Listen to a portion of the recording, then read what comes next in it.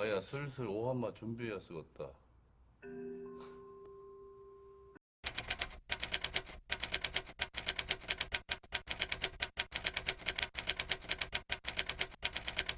친절한 경제 시간입니다. 오늘도 김혜민 기자와 함께하겠습니다. 김 기자 안녕하세요. 네, 안녕하세요. 지난주인가요? 우유값 오른다 이런 기사들이 좀 많이 나왔던 것 같은데 실제로 가격이 좀 올랐습니까? 네, 월급 빼고 요즘에 다 오른다 이런 말이 정말 실감이 나고 있습니다. 우유값은요, 2018년 이후로 최근까지 리터당 926원을 유지해 왔습니다. 그러다가 이번에 이 낙농진흥회에서 리터당 947원으로 21원 올리겠다고 선언했습니다. 이 먹거리 물가가 계속 오르는 걸 우려한 정부가요, 올해 말까지 한 6개월만 이거 인상을 유예해달라 이렇게 설득을 했는데 낙농업계가 끝내 받아들이지 않았습니다. 이번 달부터 인상된 가격으로 원유를 팔고 있고요. 또 앞으로 우유 업계가 이 우유값을 인상하겠죠. 리터당 21원이면 이 원유 가격이 2.3% 정도 오른 거거든요. 그렇다고 이 소비자 우유 가격도 딱 그만큼만 오르지는 않습니다. 우유업계가 그동안 누적된 이 물류비나 인건비 상승분까지 고려해서 우유값을 한 10% 안팎으로 인상할 거다 이런 관측이 나옵니다. 게다가 우유를 원재료로 하는 아이스크림이나 치즈, 또 빵과 같은 제품 가격까지도 함께 인상이 될 걸로 보입니다. 비 연동제라는 거에 따라서 지금 가격이 결정이 되고 있는데요. 네. 2011년에 구제역 파동이 있었거든요. 이때 낙농가들이 타격을 입으니까 정부가 수급 안정을 위해서 2013년에 이 제도를 도입했습니다. 이건요, 이 낙농가의 생산비와 또 소비자 물가 상승률을 반영해서 가격을 결정하도록 합니다. 이 수요 변화는 반영이 여기 안 되는 거죠. 또 여기에다가 원유 생산량을 제한하는 쿼터 제도 있는데요. 원유가 과잉 생산되는 걸 막기 위해서 당시에 도입이 됐지만요. 지금은 이 수요량이 쿼터에 못 미치는 상황에서 원유 가격만 올린다는 지적을 받고 있습니다. 정부는 이런 상황을 방치하면 국산 원유 가격이 수입산보다 크게 비싸질 수밖에 없고요. 또 그렇게 되면 국산 원유가 경쟁력을 잃을 수 있어서 제도 개선이 꼭 필요하다고 보고 있습니다. 정부가요, 정부 주도의 위원회를 최근에 꾸렸습니다.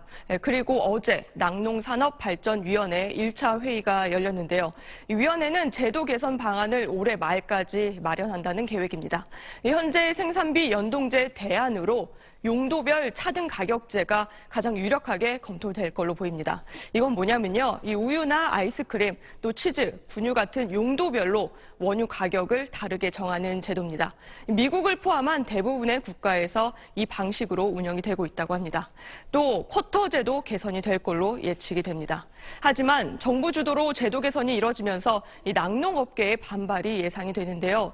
낙농업계는 이 소비자 가격이 오른 것은 이 우유업계가 유통 마진을 많이 붙였기 때문이고, 또 정작 원유 가격은 크게 오르지 않았다고 주장하고 있고요. 물가가 오르면서 사료 같은 소 키우는 데 들어가는 비용도 함께 오르고 있어서 업계도 힘든 상황이라고 반발을 하고 있습니다. 자, 오늘은 우유값 인상에 관한 얘기를 해보겠습니다. 영상에서 보았듯이 우유값 인상을 유통구조와 낙농업체에 대한 법안으로 문제 제기를 하였는데요. 아마도 이 원인들을 심층적으로 분석해보면 짧은 뉴스에서 다룰 수 있는 부분이 아니기에 소비자가 체감할 수 있는 범위 내에서 보도한 것 같습니다. 일상생활에서 알면 보이게 되는 유통, 그 우유에 대한 이야기를 해보겠습니다. 먼저 우유값의 원가가 900원에서 1000원이라고 보도되었는데 이 원가를 공개한 것만 해도 참 의외입니다. 우선 짚고 넘어가야 할 부분은 생산량입니다. 착유는 소의 상태에 의해서 결정되는데 필요할 때마다 짜는 것이 아닌 기계를 대고 나오는 대로 짜는 것입니다. 더울 때나 소가 스트레스 받을 때 착유량이 적어지는 것이죠. 우유 소비가 적으니 적게 생산하는 얘기는 아니라는 겁니다. 대형 카페 프랜차이즈 본사가 점주에게 공급하는 가격이 1,600원에서 1,900원 정도인데요. 대략 2배 정도의 소비자 유통의 시작이라고 보면 되겠습니다. 물론 이 우유는 소비자가 마시는 우유와는 다릅니다. 자, 세부적으로 얘기해보죠. 가격을 형성하는 시점에서 크게 세 가지라고 보시면 되는데, 원유의 원가에서 공장으로 이동하는 물류비는 프로테지를 적용하는 것이 아닌 고정가입니다. 그리고 공장에서 살균 등등의 처리를 하고 출고를 하는데 몇 가지 가격이 형성됩니다만 크게 세 가지로 볼 수 있겠습니다.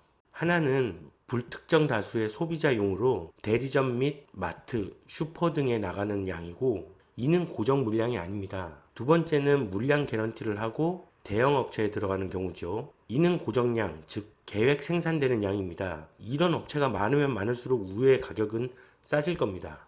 세 번째는 제조 생산에 필요한 우유입니다. 이는 그때그때 주문 생산을 하거나 유통기한이 변경되는 제품으로 바뀌게 되는 가격이므로 시장에서 형성되는 가격보다 많이 안정되는 것이죠. 예를 들어서 치즈나 분유 등이 있겠죠. 사실 이런 유통기한이 넉넉한 제품들이 가격이 안정화되어야 하는 것입니다. 자, 그런 과정 중에 첫 번째인 소비자 유통용 우유는 박스 단위 출고와 낱개 출고에 따라서 가격이 결정되는데요. 낱개 판매의 경우 우리가 아는 소비자 판매가입니다. 여기에는 인건비, 점포비, 그리고 유통기한에 의한 폐기비용까지 어느 정도 감안된 시장 형성가인 거죠. 우리가 우유를 살 때 유통기한이 더 긴 제품을 사느라 안쪽 우유의 날짜를 확인하는 것, 그게 바로 판매 전략이고 어쩔 수 없는 상품 판매 방식이자 우유 가격이 비싼 이유입니다. 우리 매장은 늘 새 제품이 들어온다는 이미지를 심어주게 되는 동시에 날짜가 짧은 제품이 다 팔리기 전에 그때그때 가져다 놓을 인원 배치를 최소화시켜주는 방식입니다. 공장에서의 인건비 상승이 원유값에 적용되는 비율은 아주 굉장히 작습니다. 그리고 이렇게 한번 올리면 한동안 올라가지 않기 때문에 물가 상승 부분에서는 크게 문제되지는 않습니다. 다만 이로 인해 소매점에서 아무 항의 없이 자연스럽게 가격을 올릴 수 있다는 게 우리가 체감하는 우유값 인상이 숨겨진 이유입니다. 어차피 동네 어디를 가서 사시더라도 우유 가격은 제각각입니다만 어느 정도 형성가라는 게 생긴다는 거죠. 우유값이 안정화되기를 원하신다면 대리점 배달 서비스를 많이 이용하시는 게 답일 수 있겠네요. 주구나 사나 고정적으로 드시면 가격은 안정적이 될 겁니다.